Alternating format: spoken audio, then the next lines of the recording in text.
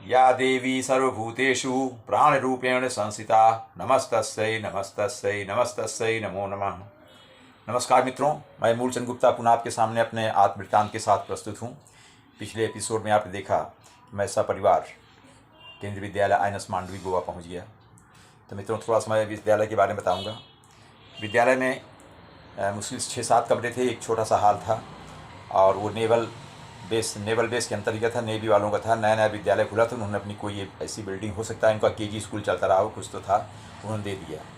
और वहाँ पर प्रिंसिपल और मैं 2 आदमी परमानेंट थे और नेवल ऑफिसर्स की बीवियाँ वहाँ पर क्वालिफाइड थे। जो क्वालिफाइड थे उनका सिलेक्शन करके एडहॉक टीचर्स के रूप में रख दिया गया। करीब 6-7 टीचर्स, वो मैं और प्रिंसिपल और एक क्लर्क।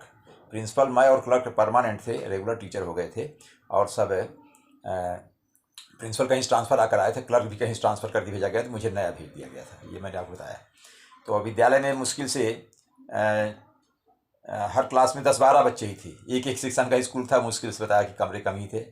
और टोटल स्ट्रेंथ ऑफ विद्यालय वाज हार्डली 45 to 50 स्टूडेंट्स। सोचिए मित्रों, मैं जहाँ केंद्रीय विद्यालय कोलाबा 1 में बॉम्बे में जहाँ 2500 विद्यार्थी थे, 150 टीचर थे, उस महासागर से एक छोटी सी झील में आ गया, समझ लीजिए। तो बड़ा अजीब लग रहा था। और दूसरी बात, वहाँ मैंने 10th 11th 12th पढ़ाया और यहाँ पर प्राइमरी क्लास पढ़ाना पड़ेगा, क्योंकि मैं प्राइमरी टीचर में ही मेरा इंटरव्यू हुआ और कोई कॉल लेटर नहीं आया था, इसलिए मेरा प्राइमरी टीचर नियुक्ति हुई। और अच्छा, इसी साथ बताना चाहता हूँ मित्रों, मैं वहाँ पढ़ाने लगा, फिर रहने लगा, रहने की सुविधा मिल गई, बताया। और अच्छा, एक बात इसमें बताना चाहूँगा कि ये विद्यालय जो था, चूँकि पहाड़ी पर था, 700-800 मीटर टोटल लेंथ थी पहाड़ी की, और चौड़ाई मुश्किल से 300-350 मीटर, बस, ज़्यादा नहीं, इतना। 3 ओर सागर से था, अरब सागर से, और एक और ज़मीन से जुड़ा हुआ था। और इस पहाड़ी के ऊपर से पणजी सिटी दिखाई देती थी, बीच में सागर लहराता रहता था। वो मांडवी नदी आती थी जो सागर से मिलती थी, उस मतलब मांडवी नदी और सागर का मिलन जहाँ हुआ, उन दोनों के बीच में, उन दोनों के एक किनारे पणजी शहर और ये। तो विद्यालय में मैं पढ़ाने लगा। और दूसरी बात, थोड़ा पणजी शहर के बारे में बताऊंगा। पणजी सिटी मुश्किल से 700-800 मीटर लेंथ थी उसकी, और 250-300 मीटर चौड़ाई, बस, छोटा सा।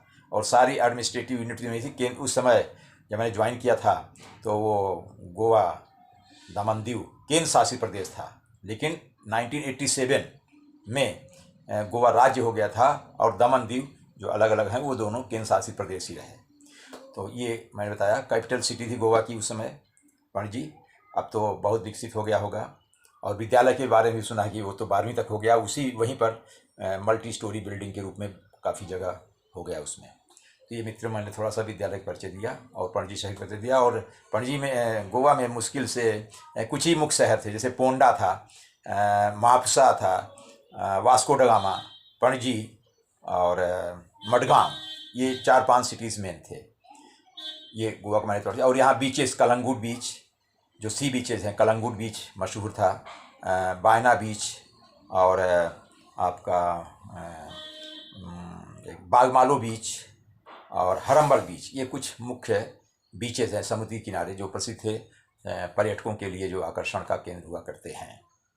और ये रहा मित्र। और वहाँ पर शहर में जो, जैसे बताया था, मोटर बाइक वाले खड़े रहते हैं, हेलमेट लगाए रहते हैं पीला कलर, और उनके मोटरसाइकिल का मडगार्ड जो होता था वो पीले कलर का होता था। तो उससे समझ में आता था ये टैक्सी के रूप में आप जहाँ जाओ ले जाएंगे, आपसे भाड़ा लेंगे। तो डरने की बात नहीं कि मैं तो डर गया था, बाद में हमने यात्राएँ की हैं।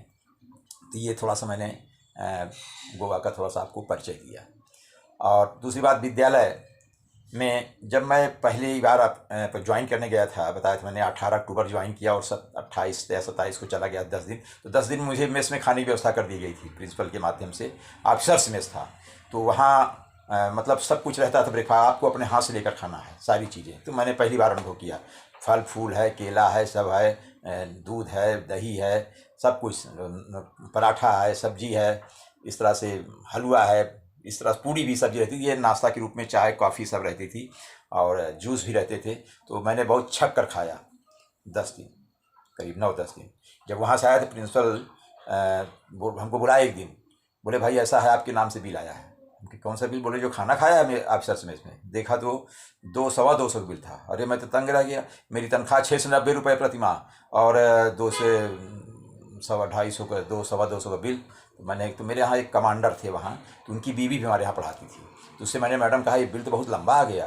बोले सर आप लोग जो है नेवी के नहीं होना है, आपको अलग से ट्रीट किया जाएगा, सिविलियन ट्रीट किया जाएगा। तो आपके लिए तो ऑफिसर्स में इसमें खाएँ स्टैंडर्ड सर, उसमें तो ज़्यादा चलेगा है, 200-250 बिल आएगा ही।